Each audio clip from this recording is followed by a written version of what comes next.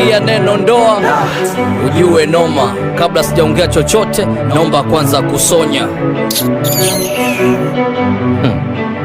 Sijali nishauri nani se. Okay, twende. Alinifundisha mapenzi, kuniambia kuhusu kuoa. Alionyesha staili za tendo, ila sio maisha ya ndoa. Aliyesema ndoa ndoano, hivi umjinga ni nani? Kafanya nivue samaki kwenye bahari yenye tsunami. Kiziona picha za harusi najisikia vibaya, namwonea huruma padri pamoja na waimba kwaya. Yale mafunzo katekista eti amepotea.